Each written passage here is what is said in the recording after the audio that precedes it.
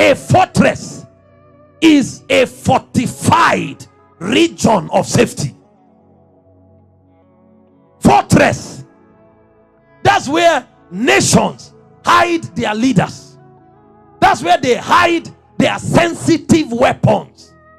And this type of fortress, no bunker buster can break it.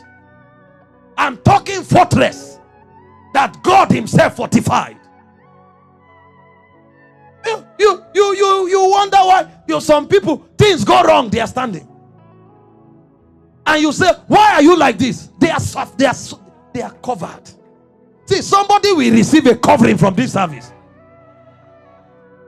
He said, surely, this is assurance.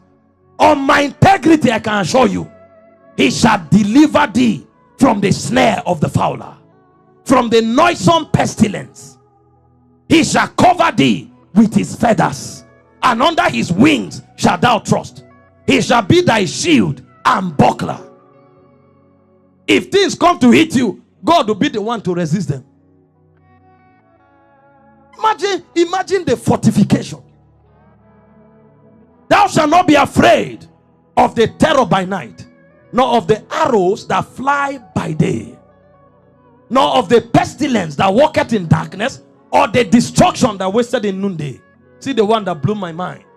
Verse 7.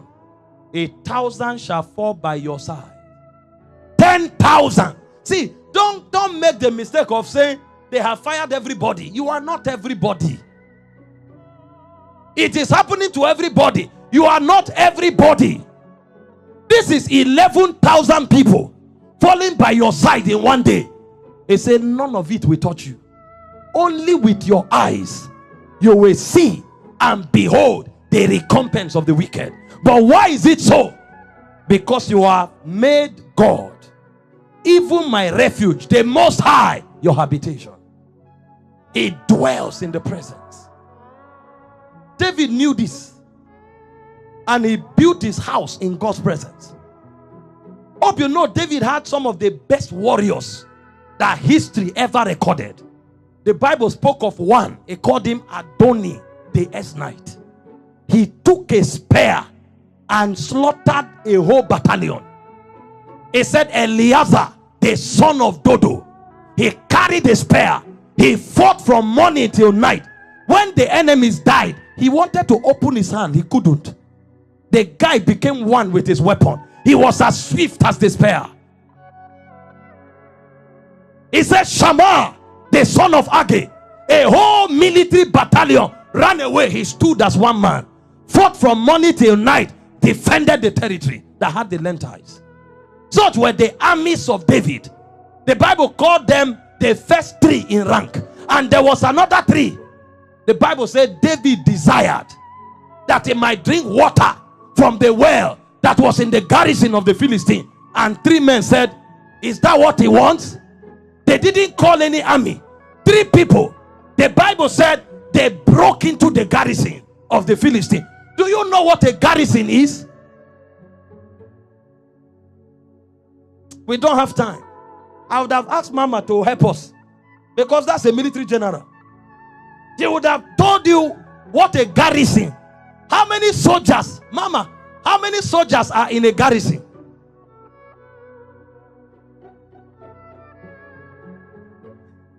She is shaking her head. Over 7 to 12 battalions. 3 people entered and broke through. What were they doing? To draw water from where?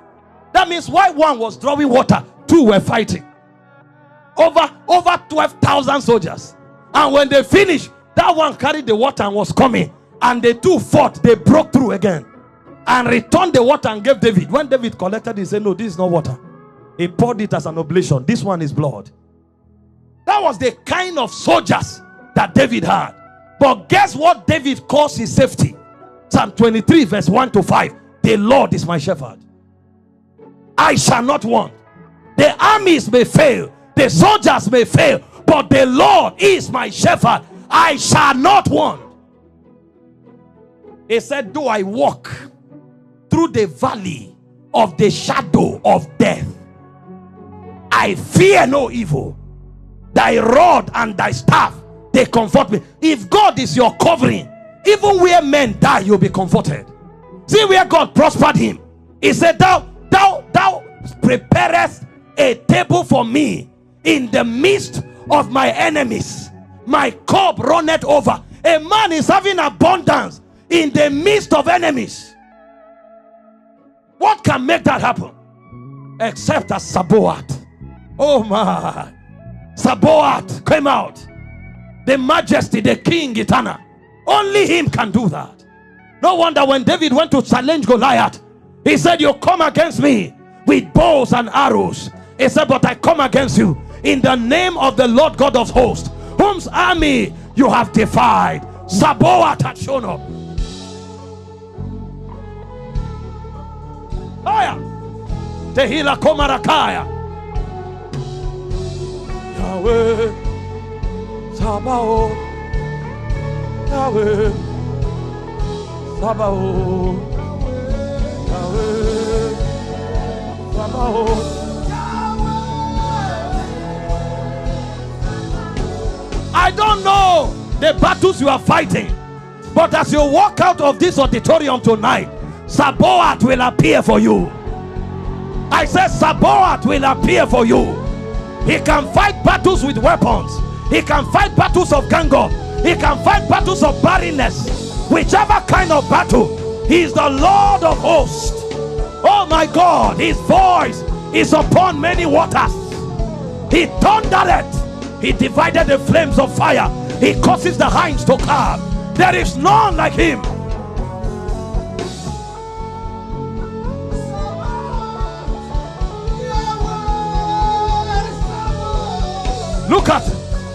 Look at the life of Hannah.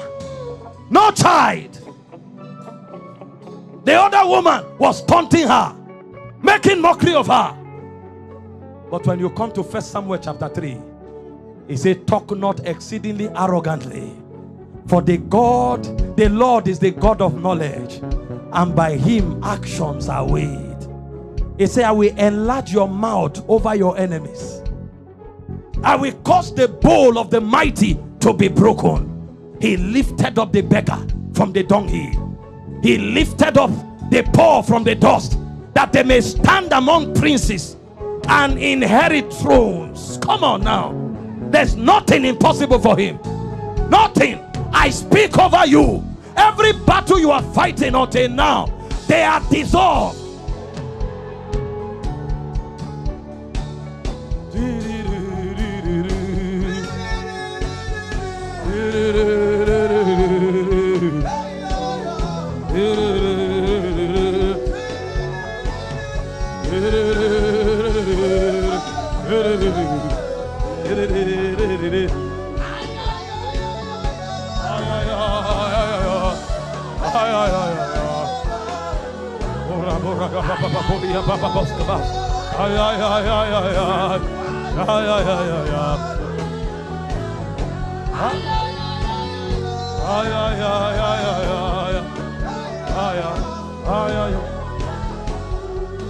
Dominion requires mysteries.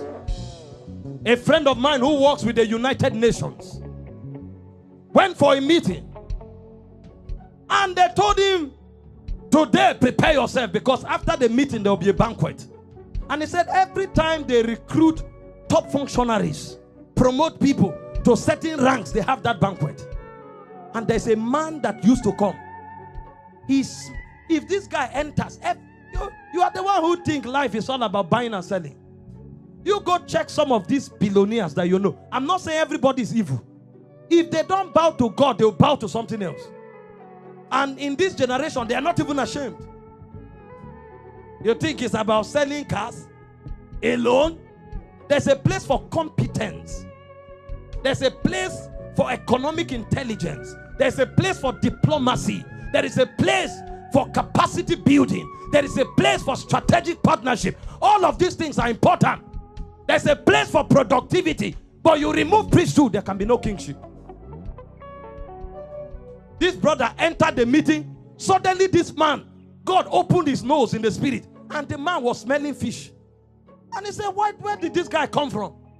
That was when somebody else whispered to him that after this meeting, they are going to have a session with you. Whatever proposal he gives you, refuse. You know who that guy is? He comes from the waters.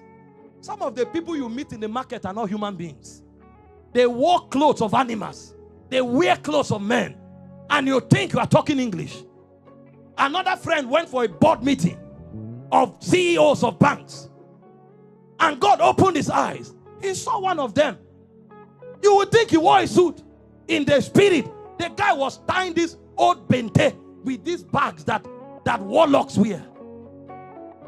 And as he's talking, he's chewing things. Meanwhile, people saw everybody with suit. If he chews and talk, you can't say no, even if it doesn't make sense. Priesthood. That's what brings to me. If you will be protected, you must be covered. And I prophesy over someone, the tangible dimension of God's presence, it will envelop you tonight.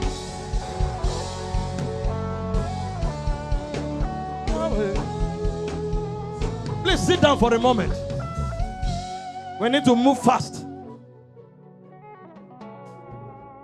Mountains are either removed or they skip out of your presence. Number 3, why is the presence important?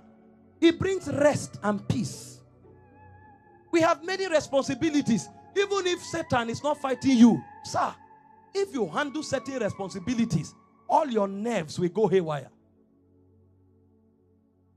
I just finished a project with one of my friends, Leroy. Have you recovered? When we finished, he laid down as if he was dying. I said, what happened? He said, the whole part of his head is aching at the same time. I said, go and carry cold water, pour on your head for 1 minute, and put pure water on your forehead. This one is not Satan. You have been exposed to pressure beyond you. So there is physical pressure, there's financial pressure, there's political pressure, there's spiritual pressure. You need rest. Some of you don't pay bills. This weekend, we are going to pay salary. The moment the month is coming to an end, your table, every paper coming from every unit is millions, millions, millions. Sometimes you will your head will become hot. Anybody who talks, what, get out. You are not an angry person, sir. The nerves are under pressure. The way you recover is to enter the presence. The Bible said in Acts 3:19, times of refreshing cometh from the presence of the Lord. It comes, and it's when you have found rest that you can access inspiration for the next level. We move by inspiration, but in anxiety there can be no inspiration. He said to Moses, Exodus 33:14, my presence will go with you and I will give you rest. I will give you rest. I will give you rest. So there is rest. There is refreshing in the presence.